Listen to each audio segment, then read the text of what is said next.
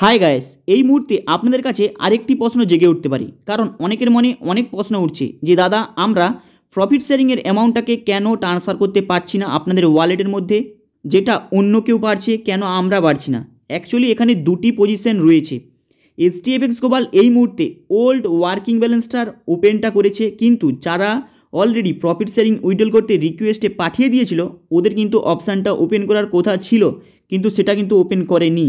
কিন্তু তা সত্ত্বেও অনেকে কেন ওল্ড প্রফিট শেয়ারিংয়ের অ্যামাউন্টটাকে ফান্ডে নিয়ে যেয়ে তাদের ওয়ালেটে ডিপোজিট করতে পারছে, এই বিষয়টি হয়তো অনেকের কাছে প্রশ্ন হতে পারে। এখানে একটি প্রসেস রয়েছে যেটা আপনাদের জানতে হবে। অ্যাকচুয়ালি যাদের ফেব্রুয়ারি, মার্চ, এপ্রিল এই 3 মাসের প্রফিট শেয়ারিংয়ের অ্যামাউন্ট, যাদের এই 3 মাসের প্রফিট শেয়ারিংয়ের অ্যামাউন্টের মধ্যে যে কোনো একটি আপনারা উইথড্রল করতে দেননি, সেটা আপনাদের ওই প্রফিট শেয়ারিং ওয়ালেটের মধ্যে ছিল, সেই ব্যালেন্সটাই কেবলমাত্র আপনাদের এই যে ওল্ড প্রফিট শেয়ারিংয়ের যে অ্যামাউন্টটার কথা বলা হয়েছে এখানে কিন্তু শো করাবে।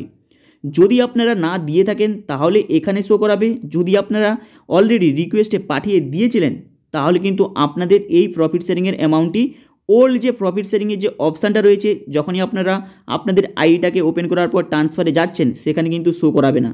এটা কিন্তু মাথায় রাখবেন। তাই অনেকে দেখছেন তাদের প্রফিট শেয়ারিংয়ের অ্যামাউন্টটা শো করাচ্ছে না, যখনই তারা ওল্ড প্রফিট শেয়ারিংয়ের অ্যামাউন্টের কাছে যাচ্ছে তাদের অপশানটাকে ক্লিক করার পর দেখবেন ওখানে শো করাচ্ছে না।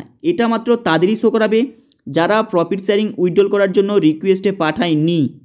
যারা অলরেডি প্রফিট শেয়ারিং উইথড্রল করার জন্য রিকোয়েস্টে পাঠিয়ে দিয়েছে তাদের কিন্তু কোনো অ্যামাউন্ট শো করাবে না। কিন্তু এখানে আরেকটি সুযোগ হতে পারে, এমডি যদি অ্যানাউন্সমেন্ট করে যে যাদের প্রফিট শেয়ারিং উইথড্রলের জন্য রিকোয়েস্ট পাঠিয়ে দিয়েছে তাদেরকে সুযোগ দেওয়া হবে, কারণ যেহেতু সবাইকে সুযোগ দিচ্ছে এই ট্রান্সফারটি করার জন্য, তাহলে এদেরকে সুযোগ তো দেওয়া তো উচিত, কারণ সবাই তো এটাই তো চায়।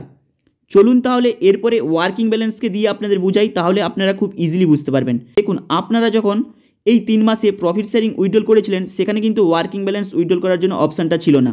তাই দেখুন, ওয়ার্কিং ব্যালেন্সটা আপনারা যখন আপনারা ট্রান্সফার করার জন্য যাচ্ছেন সেখানে দেখবেন ওয়ার্কিং ব্যালেন্সটা কিন্তু শো করিয়ে দিচ্ছে, কিন্তু আপনারা যারা ওয়ার্কিং ব্যালেন্স উইথড্রল করতে দেননি তাদেরই শো করাবে।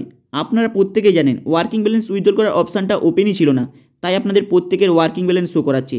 তাই প্রফিট শেয়ারিং উইথড্রল করার অপশানটা ওপেন ছিল, তাই সেখানে অনেকেই প্রফিট শেয়ারিং উইথড্রল করার জন্য রিকোয়েস্টে পাঠিয়ে দিয়েছে, প্রায় অনেকেই। এবং যারা রিকোয়েস্টে পাঠায়নি তাদের পার্সেন্টেজটা খুবই কম। এবং old profit sharing 50%, old working balance 50%, এই দুটোকে কাজে লাগিয়ে নিজের ওয়ালেটের মধ্যে ডিপোজিট করতে পারে। এটাই হলো নতুন আপডেট। কারণ অনেকে হয়তো ভাবছে যে দাদা আমাদের কেন প্রফিট শেয়ারিংয়ের অ্যামাউন্টটা ট্রান্সফার করতে পারছি না এবং শো করাচ্ছে না কেন, এই বিষয়টা নিয়ে হয়তো অনেকের প্রশ্ন হতে পারে। আশা করি ক্লিয়ার হয়ে গিয়েছে।